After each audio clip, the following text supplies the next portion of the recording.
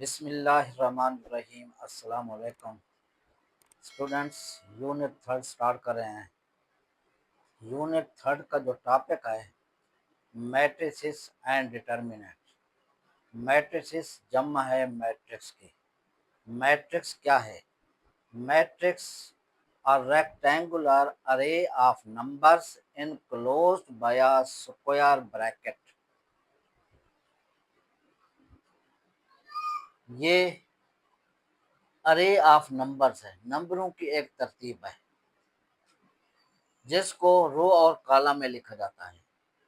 क्या डेफिनेशन है? A rectangular अरे of numbers enclosed bye square bracket is called matrix. इसे मैट्रिक्स कहते हैं। मैट्रिक्स को कैपिटल अल्फाबेट से रिप्रेजेंट करते हैं और उनके जो एलिमेंट्स हैं इन्हें एलिमेंट्स कहते हैं। ये स्मॉल अल्फाबेट से शो होते हैं। डिटर्मिनेंट क्या है?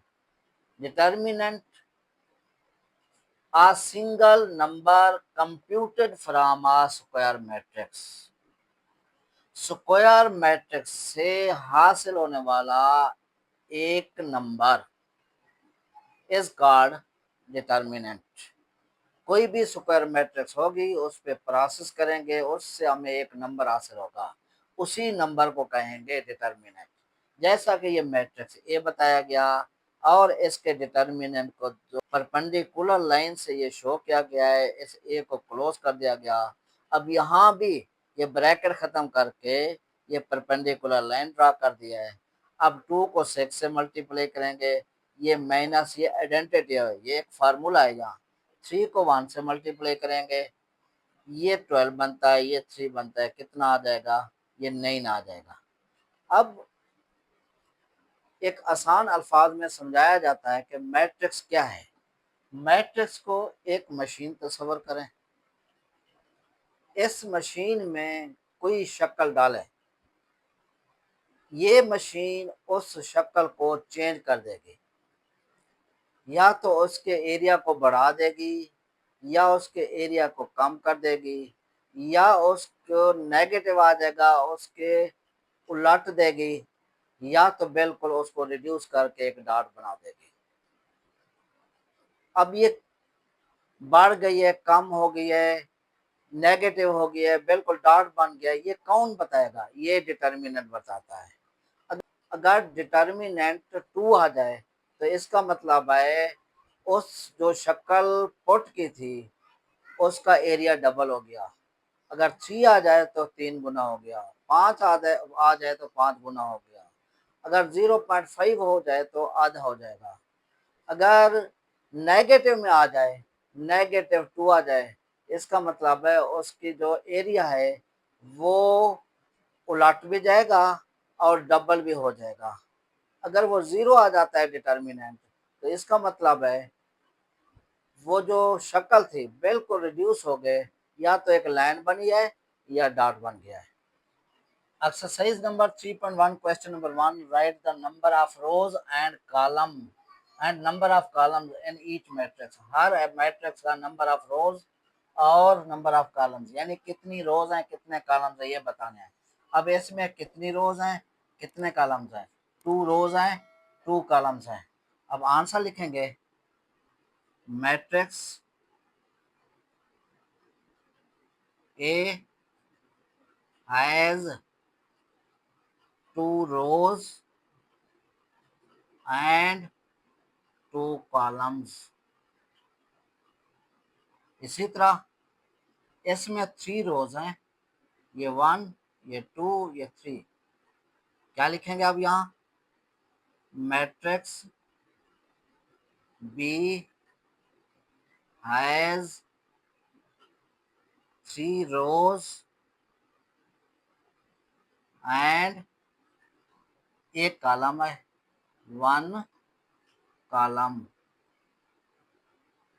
सी में इसमें 1 रो है 3 कॉलम है। क्या लिखेंगे? Matrix C has 3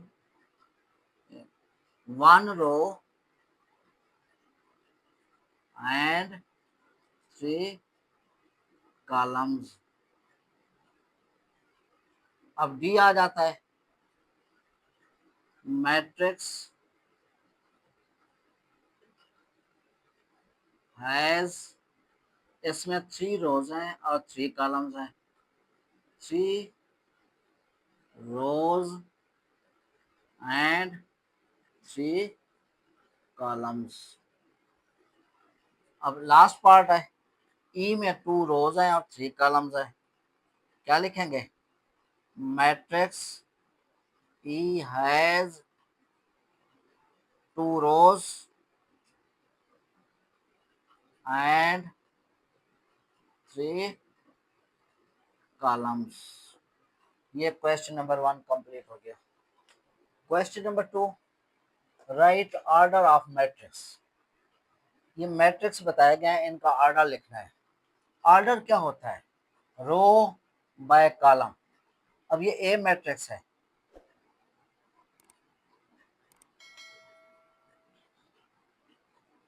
order of matrix A is 2 रोज है 1 कॉलम है, क्या लिखेंगे? 2 बाय 1। ये कंप्लीट हो गया। इसी तरह बी है, ऑर्डर ऑफ मैट्रिक्स बी, इसमें 1 रो है 2 कॉलम है, 1 बाय 2। सी का order of matrix C is, इसमें 2 रोज हैं और 2 कॉलम्स हैं, इसको 2 बाय 2 लिखेंगे। डी की तरफ है, order of matrix D is 2 rows 3 columns, 2 rows है 3 columns है, लिखेंगे 2 बाय 3। इसी तरह order of matrix E is, इसमें 3 रोज हैं और 2 कॉलम्स हैं, 3 बाय 2 इसे कहेंगे। लास्ट है, order of matrix F is, इसमें 1 रो है और 1 कॉलम है। Question number 3, which matrices are equal, इसमें बताना है कौन से मैट्रिसेस इक्वल हैं। इसके लिए इसका ऑर्डर देखना पड़ेगा, जिसके ऑर्डर सेम है और उनके करस्पॉन्डिंग एलिमेंट्स भी इक्वल हैं तो वो मैट्रिक्स इक्वल्स होंगे। अब ये जो ए मैट्रिक्स है इसका ऑर्डर है 2 बाय 2 और देखेंगे 2 बाय 2 कहाँ है। अब ये है 2 बाय 2, ऑर्डर सेम है, करस्पॉन्डिंग इसके एलिमेंट सेम है। यहाँ 3 माइनस 3 ये एक ही एलिमेंट है, ये 0 है, ये 3 है, इधर 4 है, ये 1 है, ये भी ऐसे है, 0 है, 3 है, 4 है, 1 है। अब ए जो है ये इक्वल हो जाएगा एफ के, यही आंसर लिखना था। बी जो है ये 2 बाय 1 है, इसका ऑर्डर 2 बाय 1 तलाश करेंगे, ये 2 बाय 1 है, ये 2 एलिमेंट नहीं है, ये बीच में प्लस है, ये एक ही एलिमेंट है, ये कितना बनता है 9, ये कितना है -7। अब ये भी 9 और -7 कौन सा इक्वल हो जाएंगे? B is equal to D के। नेक्स्ट, अब इसमें ये मल्टीप्लाई हो रहा है, ये पूरे का पूरा ये एक एलिमेंट है, ये दूसरा है, ये एक ही रो है, ये दो रोज नहीं है, यहाँ दो रोज नहीं है, एक ही रोज है। ये 6 बनता है, ये भी 6 है। 2 माइनस 1 1 है, इधर भी 1 है। 2 मल्टीपल है, 2 4 है, ये भी 4 है। 4 माइनस 2 ये भी 2 है, ये इधर भी 2 है।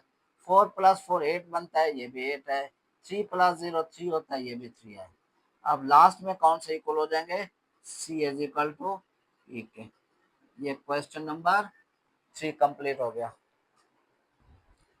क्वेश्चन नंबर 4, इसमें दो मैट्रिक्स इक्वल बताए गए हैं, इसमें A B C D find out करना है। A plus 2, C minus 3, B minus 1, D plus 4, 5 8 6 4, ये दोनों इक्वल हैं। इक्वल के लिए number 1 order same, number 2 corresponding elements भी इक्वल होने चाहिए। करस्पॉन्डिंग एलिमेंट्स कौन सा होता है? फर्स्ट रो का फर्स्ट एलिमेंट, ये भी फर्स्ट एलिमेंट इक्वल होना चाहिए। सेकंड का सेकंड के सेकंड एलिमेंट, फर्स्ट रो का सेकंड एलिमेंट सेकंड के इक्वल होगा। इसी तरह सेकंड रो का फर्स्ट एलिमेंट फर्स्ट के इक्वल, सेकंड एलिमेंट सेकंड के इक्वल होगा। आप लिखेंगे A plus 2 is equal to 5 लिखेंगे, लाइन लगा दो, आसानी रहेगी। C minus 3 is equal to 8, पहले लाइन लगा दें। B minus 1 is equal to 6, line लगा दें। D plus 4 is equal to 4, 2 को अदर साइड पे ले जाएंगे। 5 minus 2, A is equal to 3, minus 3 को अदर साइड पे ले जाएंगे, प्लस 3 होगा। सी इज इक्वल टू 11 बनेगा। माइनस 1 को अदर साइड पे ले जाएं, B is equal to plus 1 हो जाएगा। 6 और 1 7 बनेगा। प्लस 4 को अदर साइड पे ले जाएंगे, माइनस 4 हो जाएगा, क्या आ जाएगा? 0। एंड पे लिख देंगे hence A is equal to 3, B is equal to 7, C is equal to 11 and D is equal to 0 के। ये ए बी सी डी की वैल्यूज फाइंड आउट करनी थी, ये फाइंड आउट हो गई है।